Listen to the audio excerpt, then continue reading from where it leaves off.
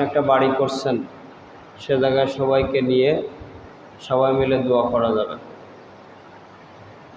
আপনি একটা দোকান করছেন, সবাইকে নিয়ে দোয়া করা যাবে। সম্মিলিতভাবে দোয়ার প্রমাণ নামাজের পরে নেই, তবে নামাজের পরে একা একা দোয়া করার প্রমাণ আছে। বুঝে আসছে? বরং আরও বলা হয়েছে কি, নামাজের পরে দোয়া কবুলের সময় দোয়া করো। কিসের সময় বলেন? কোন সময়? কয়টা সময় দোয়া কবুল হয় জানেন? আমরা জানি কয়টা সময় দোয়া কবুল হয়? জানি না। আমরা জানি না যে কোন কোন সময় দোয়া কবুল হয়, তাই না? তাহলে তো এইটাও বলা লাগবে, তাই তো? ঠিক আছে, দেখি আল্লাহ পাক যদি সুযোগ করে তাহলে কখন দোয়া কবুল হয় সেটাও বলবো। হ্যাঁ, আল্লাহ পাক আমাদেরকে তৌফিক দান করুক, বলেন আমিন। তো যাই হোক, বিষয়টা হলো ইব্রাহিম ইবনে আদহাম তিনি একজন তাবেঈ ছিলেন। তার কাছে মানুষেরা বলল যে, আবু ইসহাক, আমরা তো দোয়া করি কিন্তু আমাদের দোয়া কবুল হচ্ছে না। তখন উনি 10টা কারণ দর্শাইছে। কয়টা? যে 10টা কারণে আমার মনে হয় তোমাদের দোয়া কবুল হচ্ছে না। এর 1 আর 2 আমরা গত সপ্তাহে শুনছিলাম, মনে আছে আমাদের? মনে আছে? কারণ মনে নেই। মনে না থাকলে তাহলে আবার দোয়া করলে যা হওয়ার তাই হবে, তাই তো? এর থেকে খালি যাবে না। তাহলে প্রথম কথা হচ্ছে, ইব্রাহিম ইবনে আদহাম রাহিমাহুল্লাহ তিনি বলছেন, আরাফতুমুল্লাহ ওয়ালাম তুআদ্দু হাক্কাহু, তোমরা আল্লাহকে চেনো, জানো, আল্লাহর পরিচয় জানো, দাবিও করো যে আমরা আল্লাহকে চিনি। আমরা দাবি করি না? করি। সে দাবি করেই তো আমরা কালেমা পড়েছি, লা ইলাহা ইল্লাল্লাহ, আল্লাহর পরিচয় পাইছি, কালেমা পড়ছি। ওয়ালাম তুআদ্দু হাক্কাহু, কিন্তু তোমরা আল্লাহ পাকের হক আদায় করো না। 2 নম্বর তিনি বলছেন, ওয়াকরাতুমুল কুরআন ওয়ালাম তা'মালু বিহি, তোমরা কোরআন তেলাওয়াত করো কিন্তু কোরআন অনুযায়ী আমল করো না। 3 নম্বর আজকের আলোচনার এখান থেকে শুরু।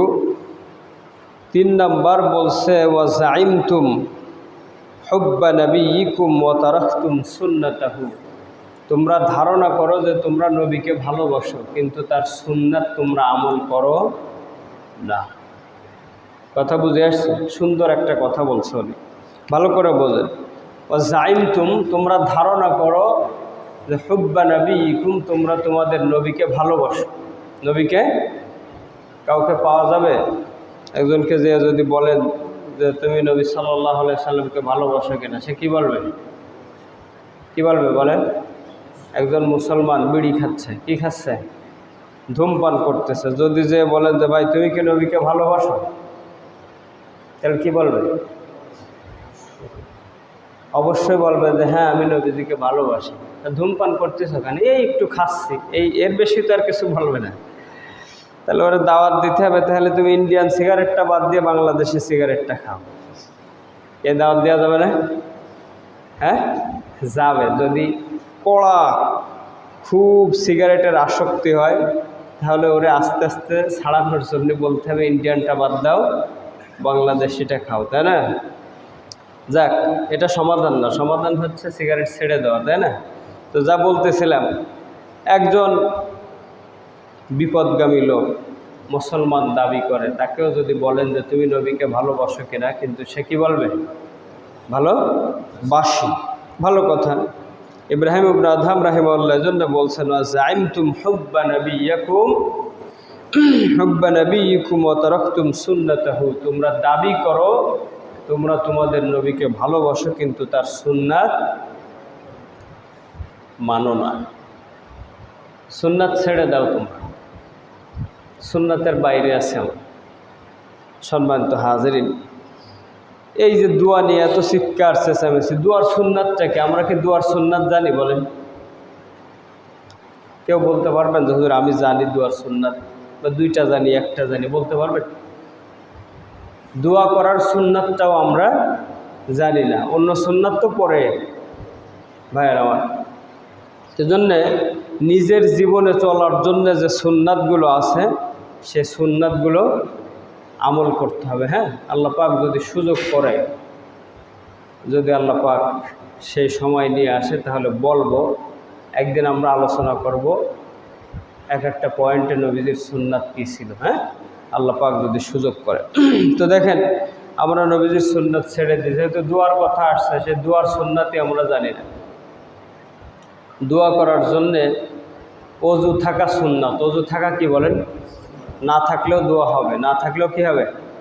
দোয়া হবে। কিন্তু দোয়া থাকা কি, এই অজু থাকা কি সুন্নাত। বুঝে আসছে? পশ্চিম দিকে মুখ করে বসা সুন্নাত, হাত তুলে দোয়া করা সুন্নাত। এখন হাত কোন পর্যন্ত উঠাবো সেটা জানা লাগবে না?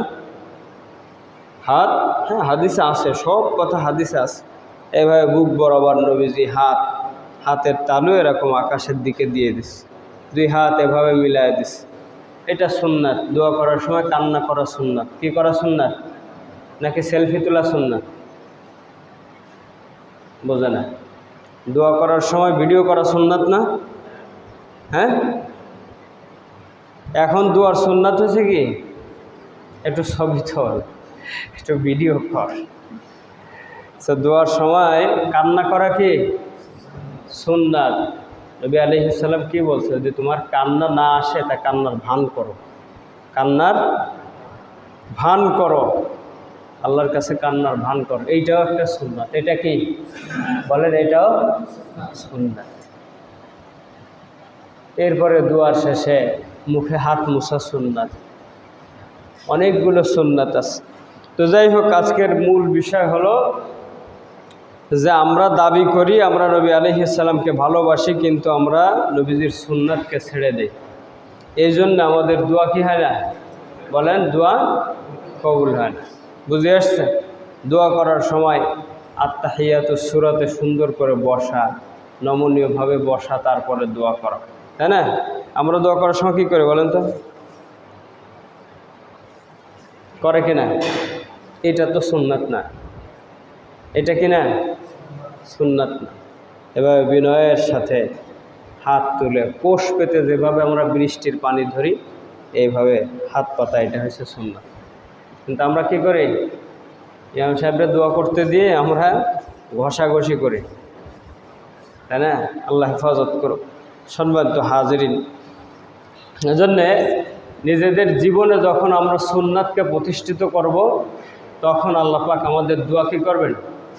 কবুল করবেন। তখন আল্লাহ পাক আমাদের দোয়া কবুল করবেন। এজন্য ভাই, সুন্নাত খোঁজা দরকার। আমি বারবার বলছি, আমরা শুধু খুঁজি যে হুজুর জায়েজ আছে কিনা তাই বলেন।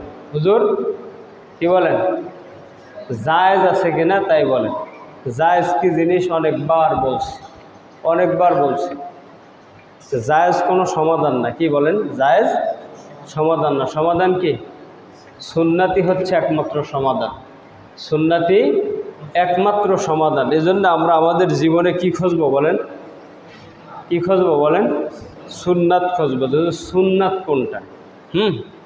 জায়েজ খুঁজতে খুঁজতে আমরা ইসলাম ধ্বংস করে দিছি, আমরা ধ্বংস করে দিছি। আমাদের দোয়া কবুল হবে না। একটা কথা মনে এসে গেল, বলেই যায়, বলবো? আমরা খালি বলতেছি হুজুর আমরা এত দোয়া করতেছি, এ জালেম সরকার থেকে তো আমরা মুক্তি পাচ্ছি না। বলি কিনা বলেন? বলি, অবশ্যই বলি। এই জালেম সরকারের জন্য আমরা বদদোয়া করি, তাও কাজ হচ্ছে না। হুজুররাও করতেছে, খেজুররাও করতেছে, আলেমও করতেছে, জালেমেও করতেছে, কাজ হচ্ছে না। কারণ কি? কি সুন্নাত বাদ গেছে জায়গায় বলতে পারবেন আপনারা? কেউ পারবেন না। দিন প্রতিষ্ঠার জন্য, ইসলামী খেলাফত প্রতিষ্ঠার জন্য নবীজির সুন্নাত হচ্ছে জিহাদ। নবীজির সুন্নাত কি বলেন?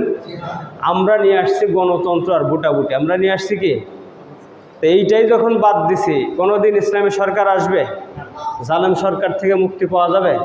সম্ভব না। এই জায়গার যে সুন্নাত, এই জায়গার সুন্নাত এই জায়গায় প্রয়োগ করতে হবে। এই জায়গায় নবীজির সুন্নাত হচ্ছে জিহাদ করা, আর আমরা নিয়ে আসছি কি? টিপ দেওয়া। টিপ দিলে ফিফড়াই মরে না, তো জালেম সরকার মরবে কেমনে? টিপে পিঁপড়া মারতে পারবেন? পারবেন না। সম্মানিত হাজরিন, এই জন্যে যে জায়গার সুন্নাত সে জায়গায় বুঝতে হবে। আমরা খুঁজি যে হুজুর বুটাবুটি জায়েজ আছে কিনা তাই বলে। আসলে ভাই এ জায়গা মাসালা কি জায়েজের না সুন্নাতের? এটুকু বুঝছেন? সুন্নাত খুঁজতে হবে। সম্মানিত হাজরিন, 4 নম্বর বলছেন দোয়া কেন কবুল হয় না? বলছে ওয়াকুলতুম ইন্নাশ শাইতানা লাকুম আদুউন ওয়াফাকতুমু। ইব্রাহিম ইবনে আদহাম রাহিমাহুল্লাহ তিনি বলতেছেন যে তোমরা বলো, তোমরা নিজেরাই বলো যে শয়তান আমাদের শত্রু। শয়তান আমাদের কি বলেন? আরে বলেন শয়তান আমাদের কি? আবার বলেন শয়তান কি? শত্রু। ওয়াফাকতুমুহু, কিন্তু তোমরা আবার সেই কাজগুলোই করো। তোমরা আবার সেই কাজগুলোই করো। শয়তান যাতে খুশি বলেন তাই আমরা করি। এটা কি অস্বীকার করার সুযোগ আছে? সুযোগ নেই। বুঝে আসছে ভাইরা আমার? এজন্যে শয়তানি কর্মকাণ্ডগুলো ছেড়ে তারপরে দোয়া করতে হবে। বুঝে আসছে? আল্লাহ পাক আমাদেরকে হেফাজত করুন, বলুন আমিন। যে শয়তানের পদাঙ্ক অনুসরণ করা যাবে, আল্লাহ পাক ডাক দিয়ে বলছে লা তাত্তাবিউ খুতুওয়াতিশ শাইতান। শয়তানের পদাঙ্ক অনুসরণ করে না। অনুসরণযোগ্য একজন, তিনি কে? মুহাম্মাদুর রাসূলুল্লাহ সাল্লাল্লাহু আলাইহি ওয়াসাল্লাম। নবীজির সুন্নাত বাদ দিয়ে আপনি যদি পৃথিবীর সব কিছু করেন, এগুলো কোনো কাজে আসবে? আসবে। আমি মাঝে মধ্যে একটা উদাহরণ দিই, কাজে আসবে ভাই। কাজে কতটুকু আসবে সেইটা একটু হিসাব করে নেন, বলবো? দেখেন, এই যে এখন একটা মৌসুম চলতেছে, কি মৌসুম বলেন তো? আম চলতেছে না? আম, কাঁঠাল, তরমুজ চলতেছে না? চলতেছে, তাই না? আপনার আমার বাড়ি একটা আম গাছ লাগাইছি, কিসের জন্য? কি জন্য লাগাইছি বলেন?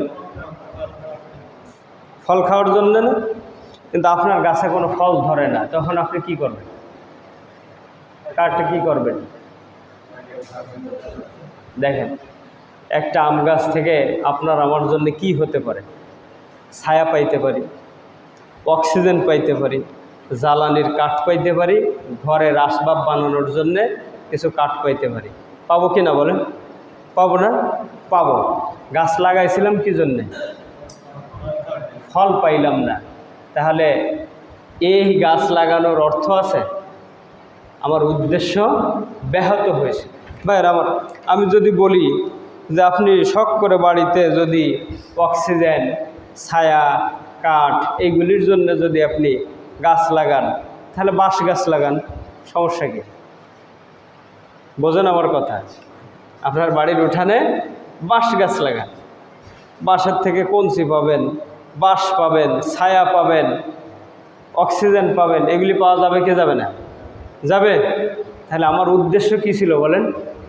ফল খাওয়া। কিন্তু সেইটা যখন পাচ্ছি না, তখন আমার এই গাছ আর বাঁশের মধ্যে পার্থক্য আছে? পার্থক্য নেই। এই জন্যে যদি আমরা সুন্নাত বাদ দিয়ে শয়তানের তরিকায় যদি আমরা কিছু করি, শয়তানের সুন্নাত নিয়ে যদি আমরা কিছু করি, তাহলে কাঠ আর ছায়া পাওয়ার মতো কিছু পাবো। যে উদ্দেশ্যে আম গাছ লাগাইছিলাম সেই উদ্দেশ্য কোনোদিন সফল হবে না। হবে? এটুকু